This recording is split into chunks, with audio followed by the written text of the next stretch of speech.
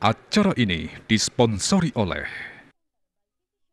Pamirsa Krama Banjar Celuk Desa Adat Bualu ngelaksanayang upacara Dewa Yatnya karya memungkah ngentek linggih lan pendudusan alit ring perahyangan Banjar Celuk. Ring upacara ini ucap taler kemargiang acara nyuk serahang awik-awik melarapan upacara puniki ke Abtiang Krama Banjar Celuk sida ngemolihang kerahayuan tur kerahajengan.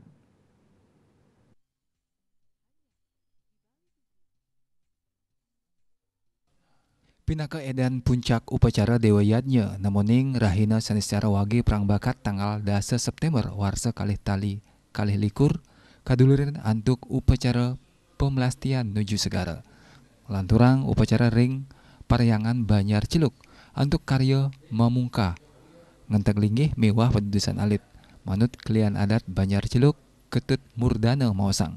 Tudunan upacara sampun kekawitin daweg tanggal 4 September sane lintang antuk laksanayang panyucian genah upacara sarana upacara saha samian krama lanang istri ngaya ring parikrama inucap taler kemargiang pasupati awik-awik sane sampun kapuputang oleh prajuru miwah krama Banjar Celuk tur sapisanan laksanayang upacara majaya-jaya majeng makasami prajuru adat Banjar Celuk.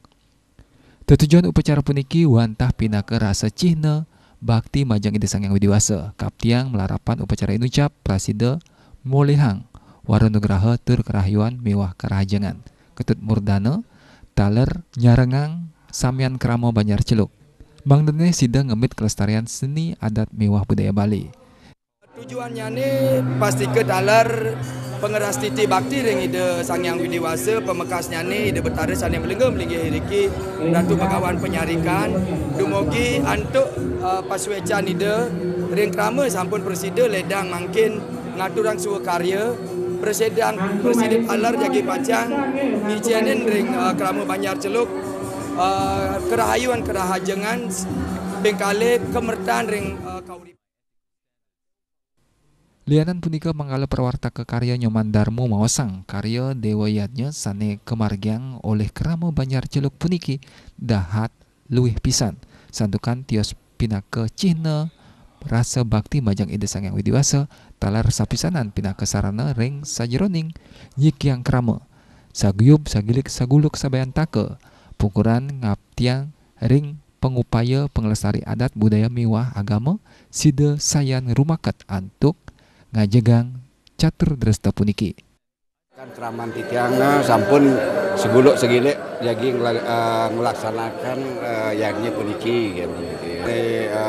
Mungguh ring catur dresta pelestarian adat budaya lan agama menurut sastra puniki ngiring sareng-sareng mande pemargi agama puniki adat dan budaya puniki ajab Bali Jayanti ring pemargi pelestarian.